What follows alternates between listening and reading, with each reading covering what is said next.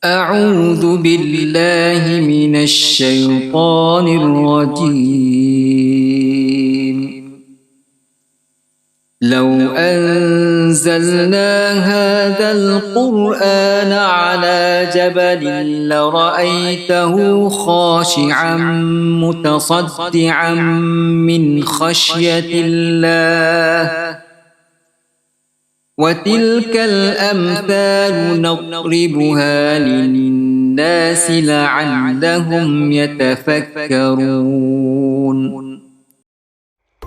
Hello guys, welcome back my YouTube channel. Paranormal story kita hari ni pasal penghuni asrama.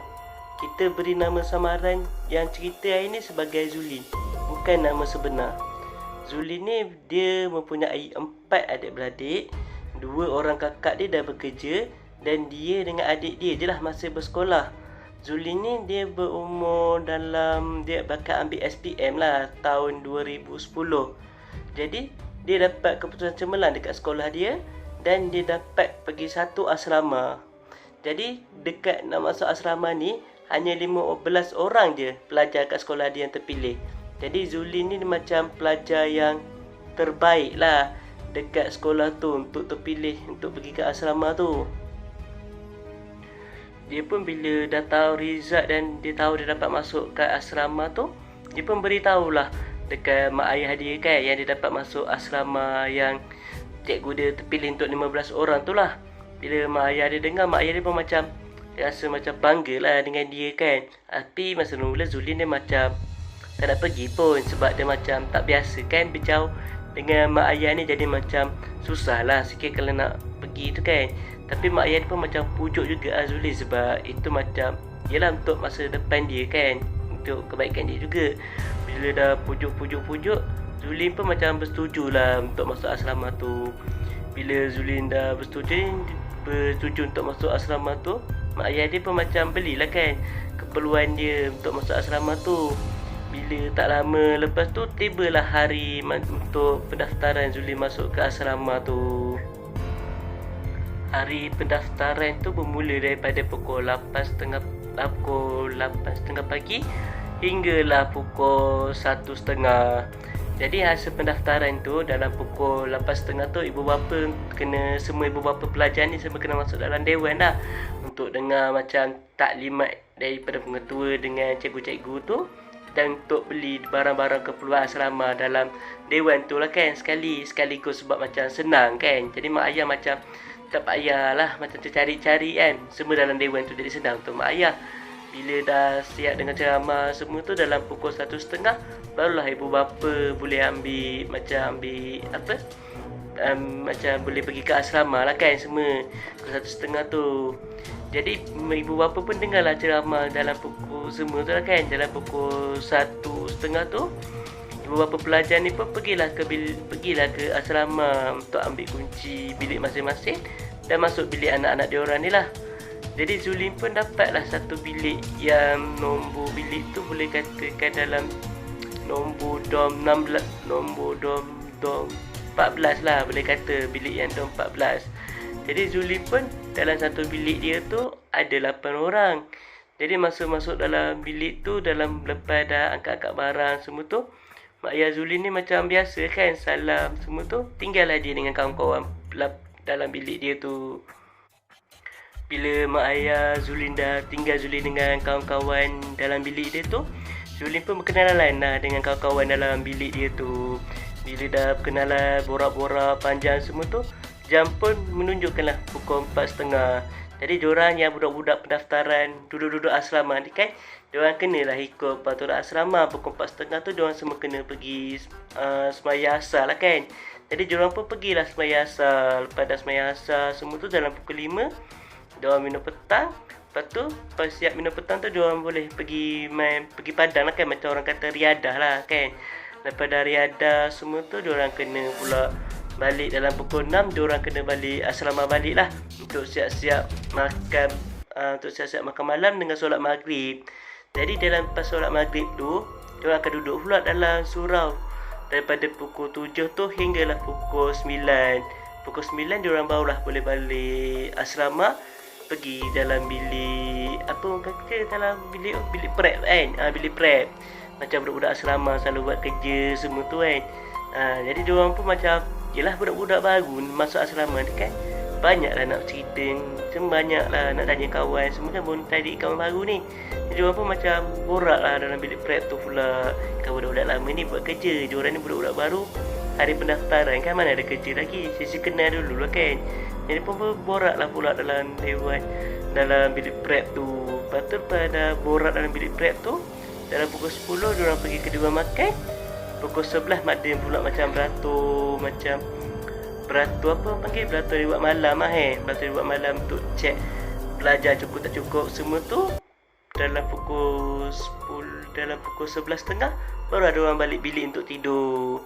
Tapi untuk tidur semua tu lah Tapi diorang pun macam masuk bilik tu terus tidur lah, sebab diorang dah penat kan. Semua tu diorang macam tak biasa dengan full aktiviti kan. Jadi dia pula hari tu pula masa mula-mula masuk tu pun dah terus full aktiviti diorang, jadi macam agak penat lah kan. Tu untuk hari tu. Dan diorang akan alami benda tu macam sama seminggu lah aktiviti diorang tu kan. Macam bangun subuh semua tu macam biasa, asrama biasa kan. Cuma diorang macam agak penat sikit lah budak-budak baru ni untuk full ni. Sebab kalau macam budak-budak lama sampai pukul, selalunya budak-budak lama dalam pukul 1.30 tu lepas sembahyang Zuhur semua tu dah habis dah aktiviti. Diorang ni tak, lepas sembahyang Zuhur tu diorang kena sambung balik sesi kenal diorang ni lah.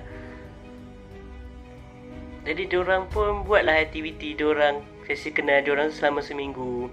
Bila dah habis seminggu ni, ada seorang kawan Zulin ni, dia macam ada orang kata agak nakal juga lah dia ni kan. Dia macam ajak Zulin dengan kawan-kawan bilik dia ni main, macam dia kata dia ada dengar satu cerita seram lah. Biasa ada budak asrama ni kan, adalah senior-senior ni buat cerita seram. Jadi dia kata ada satu bilik ni kosong. Memang ada satu bilik kosong ni, tapi bilik kosong tu setiap ada katil, amari semua ada. Cuma macam tak ada penghuni kan. Macam tak ada penghuni, pintu tu dah kunci, cuma macam ada tingkat-tingkat pecah sikit lah. Jadi macam kalau orang macam budak-budak yang selalu macam budak-budak nak ngulur ke nak cubit tulang tu, boleh lah masuk dalam tu Jadi dia macam ajak kawan-kawan dia ni main apa panggil spirit main bagi hantu tu dalam bilik tu. Dia kata sebab ada dom-dom, kawan-kawan sini kata dom tu berhantu dia kata. Jadi dia macam nak tunjuk lah budak-budak asrama macam nak tunjuk berani lah kan, nak main dalam bilik tu. Zulin memang dah tak berani. Zulin dengan 4 lagi kawan dia ni tak berani. Jadi dia macam, dia punya cakap-cakap macam AJ si kawan-kawan dia dalam bilik tu. Adalah 3 orang kawan dia ni berani. Jadi termasuk dia ni 4 orang lah kan. Jadi diorang pun macam bercadang lah kan hari tu. Lepas habis lewat beratur lewat malam ni, diorang nak pergi dalam bilik tu, diorang kata. Dan diorang tengok betul ke ada benda tu. Zulin dah nasihat kat dia, 4 orang ni janganlah kata kan, sebab bahaya. First bahaya, kedua kalau kantoi dengan warden teruk kena. Tapi diorang kata, alah takkan kantoi punya, kalau kau tak buka mulut mesti cakap kantoi, dia kata pula dekat Zulin ni. Jadi Zulin pun macam dah nasihat, degil-degil Zulin pun macam ikut dia kan, nanti apa-apa dia kena Jadi diorang pun malam tu, lepas tu semua, diorang pun adalah si kawan dia ni naik dalam bilik nak ambil barang-barang semua tu. Tapi dia tengok dalam bilik dia dah tak ada orang. Macam kawan dia yang 3 orang ni tak ada tinggal Zulin dengan 4 orang lagi ni je Dia tanya, Zulin mana lagi 3 orang ni? Zulin cakap betul lah kan, tak tahu. Jadi dia macam marah juga macam dah pergi tempat bilik kosong tu tak ajak dia Jadi dia pun ambil barang-barang yang patut dia bawa tu, pergilah ke bilik kosong tu. Bila dia pergi bilik kosong tu, dia bawa macam satu torchlight untuk suluh nak jalan sebab gelap orang dah tidur tu. Jadi jalan-jalan tu, dia pun tengok suluh lah dalam bilik kosong tu. Dia nampak adalah lagi 3 orang kawan dia tu tengah duduk dalam tu. Dia macam marah kawan dia ni 3 orang ni cakap, betul lah masuk tak ajak aku lepas tu kau tak bawa pula barang-barang ni, semua aku kena buat. Dia kata dia macam marah kawan dia 3 orang ni Tapi yang pelik, kawan-kawan dia 3 orang ni tak jawab. Dia hanya duduk diam je. Jadi si kawan dia pun macam dah letih, marah punya panjang. Tapi tak jawab, dia macam panas juga Dia pun buat tak tahu. Dia kata dia buat siap-siap lah barang-barang tu. Dia pun main lah benda tu. Bila dia orang dah tengah rancak-rancak main ni kan, tiba-tiba dia dengar ada orang ketuk pintu tu. Jadi dia macam risau kantoi ke ni? Warden ada ke, dia kata Jadi dia punya takut-takut cuak-cuak tu dia pun terfikir, mesti Zuli beritahu ni, dia kata.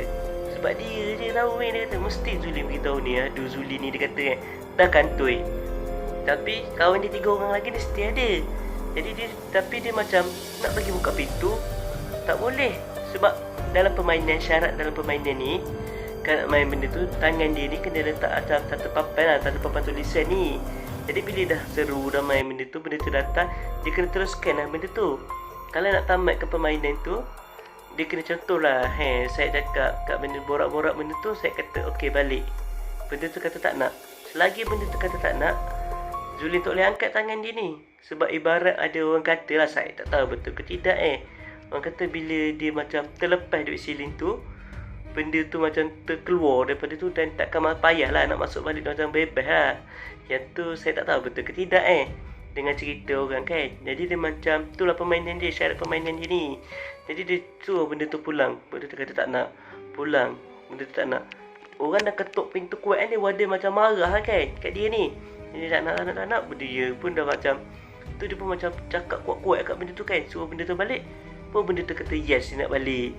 Bila benda tu balik, Zulin pun macam tu lah kan, bau lah. Dia alih balik lah kursi-kursi, kata-kata semua yang dia tutup kat pintu tu. Sebab betul Ustaz, warden ni ada dia kunci, tapi tak boleh buka sebab macam kena kena rapat-rapat, kena ada rapat kalau katil benda-benda berat kat pintu tu jadi macam orang susah nak tolak tu Jadi dia pun alihkanlah slow-slow benda-benda tu. Bila dia buka je pintu tu, dia tengok Ustaz. Alang terkejutnya dia tengok. Kau rasa apa jadi? Dia terkejut tu tengok. Cuba kau rasa, cuba kau teka apa jadi. Cerita dia tak pernah jadi lah kat cerita asrama lain. Asrama ni je jadi. Sebab apa? Dia main tadi, kawan dia tadi, kau ingat kan dalam cerita tadi ada 3 orang dalam bilik tu. Tapi kawan dia dalam bilik tu ada dengan Ustaz. Dengan siapa dia main tadi? Seram tak seramnya Zuli masa malam tu. Dah bila dah tu semua tu, dah kantoi semua tu, kenalah beletih dengan Ustaz, dengan Warden tu lah kenalah beletih dia 3 orang ni.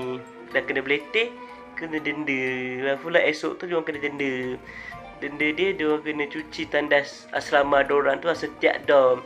Sebab setiap diorang ni tandas macam, bukan tandas macam asrama dulu-dulu satu asrama, satu blok asrama tu satu tandas. Tak, diorang macam setiap bilik ada satu tandas, ada satu bilik air lah. Jadi dia pun macam tu kan, terkejut. Jadi dia pun macam kena redor lah apa dia orang nak buat tu kena denda tu. Jadi bila masuk dalam bilik tu, dia tanya kawan-kawan dia bukan korang ada dengan aku ke tadi? Kawan dia berkata, mana ada, kita orang kantoi dengan Warden tadi masa nak jalan tu. Lepas tu dia pun macam, dia nak cakap kat kawan dia, tapi dia rasa macam risau sebab takut kawan dia kata dia tipu Sampai habis sekolah, sampai tu pengalaman seram dia tu, sampai dia habis sekolah pun tak akan lupakan. Dia kata, dengan siapa dia main malam tu? Kau rasa? Jadi tu saja konten seram kita untuk malam ni. Kau rasa seram ke tak seram? Kalau kau rasa macam nak konten lagi seram, boleh je komen kat bawah. Mana tahu takut kau ada cerita seram lagi nanti, InsyaAllah saya boleh ceritakan. Komen je, tak ada masalah pun. Jadi itu saja konten kita untuk malam ni. Minta tolong like, subscribe, share dan tekan button sebelah subscribe tu untuk macam konten-konten baru saya korang tak terlepas lah. Okay, bye.